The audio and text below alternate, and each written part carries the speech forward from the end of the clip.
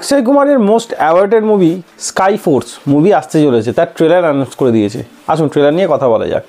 প্রথমে বলি, এটা একদম ট্রু বেস স্টোরি।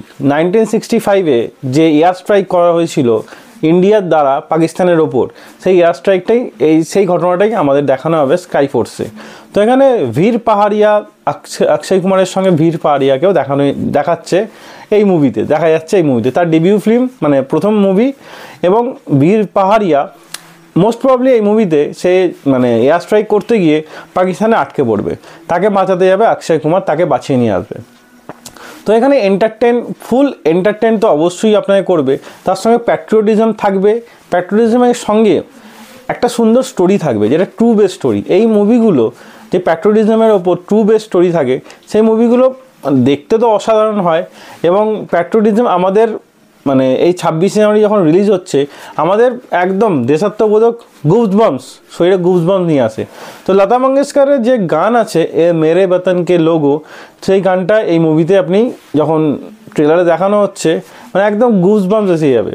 তো 26 জানুয়ারি যে রিপাবলিক ডে আমাদের ইন্ডিয়ায় আমরা পালন করি, সেই রিপাবলিক ডে 24th হচ্ছে এটা রিলিজ হচ্ছে। তো রিপাবলিক ডে আশা করছি স্কাই ফোর্সের সঙ্গে আরও বেশি ভালো, এটার সঙ্গে মনে হয় এই মুভিটা একদম ম্যাচ করবে এবং এই মুভিটার সঙ্গেই মানুষ রিপাবলিক ডে সেলিব্রেট করবে। তো অক্ষয় কুমারকে ভালো লাগছে এবং প্যাট্রিয়টিজমের যে অ্যাঙ্গেলগুলো, এরিয়াল যে অ্যাঙ্গেলগুলো দেখানো হচ্ছে দারুণ। তো এখানে একটা হচ্ছে খুব বেশি এক্সপেকটেশন মুভিটা থেকে তখনই আসে তখন ম্যাডক্স এর সঙ্গে আসে। ম্যাডক্সের যে মুভিগুলো আছে তার প্রেজেন্টেশনই আলাদা থাকে। তো ম্যাডক্সের যে মুভিগুলো, আপকামিং মুভি যেগুলো আমরা দেখেছি বা যেগুলো মুভিগুলো হয়েছে বা আপকামিং যে মুভিটা আসছে স্কাই ফোর্স, সে তাদের অ্যাঙ্গেলই মানে তাদের যে মানে প্রেজেন্টেশনটা পুরোপুরি আলাদা থাকে। তো দেখা যাক ম্যাডক্সের প্রেজেন্টেশন আমাদের সামনে কতটা দেখানো, মানে কতটা ভালো দেখানো হয়। এরকম মুভি, এরিয়াল অ্যাকশন মুভি তো আমরা আগেও অনেক দেখেছি, কিন্তু সেই চরম লেভেল পর্যন্ত পৌঁছাতে পারেনি সেই মুভিগুলো। প্যাট্রিয়টিজম থাকলেও সেই চরম লেভেল পর্যন্ত পৌঁছাতে পারেনি। তো এখানে দেখা যাক একটা ফ্রেশ স্টোরি থাকবে বলে আশা করা যেতে পারে। এরপরও ফ্রেশ স্টোরি মানে পাকিস্তান, ইন্ডিয়া, পাকিস্তান তো থাকবেই, সেই সেম জিনিস থাকলেও যদি প্রেজেন্টেশন চরম থাকে, ম্যাডক্সের দৌলতে যদি প্রেজেন্টেশন চরম থাকে, তাহলে আর তো কোনো কথাই নেই। আবার সেখানে প্যাট্রিয়টিজম তো আছেই। তো দেশাত্মবোধক মুভিতে অক্ষয় কুমারকে খুব বেশি ভালো লাগে।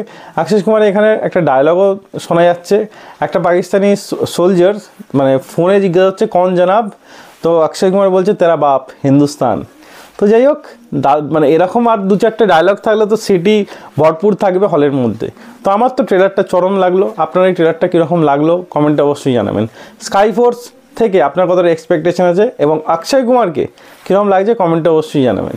তো আমার ট্রেলারটা বেশ ভালো লেগেছে। আর ভীর পাহাড়িয়া যে অক্ষয় কুমারের সঙ্গে যে পার্টনার হিসাবে অভিনয় করছে, তাকেও খুব সুন্দর লাগছে এই মুভিতে। তো দেখা যাক তার ডেবিউ ফিল্মে তার অভিনয় কীরকম থাকে। মুভিটা এলে তবেই বোঝা যাবে 24 জানুয়ারি। তো আমার ট্রেলারটা চরম লেগেছে, আপনার কীরকম লাগলো কমেন্টে অবশ্যই জানাবেন। আর এই ভিডিও এতটাই, ভিডিও ভালো লাগলে লাইক অবশ্যই দেবেন। এরকম আরও ভিডিও পেতে চ্যানেলটা সাবস্ক্রাইব করে পাশে থাকা বেল আইকনটি অবশ্যই বাজিয়ে দেবেন। দেখা হচ্ছে পরের ভিডিওতে। তখন ভালো থাকুন, সুস্থ থাকুন। ভিডিও দেখার জন্য ধন্যবাদ। বাই।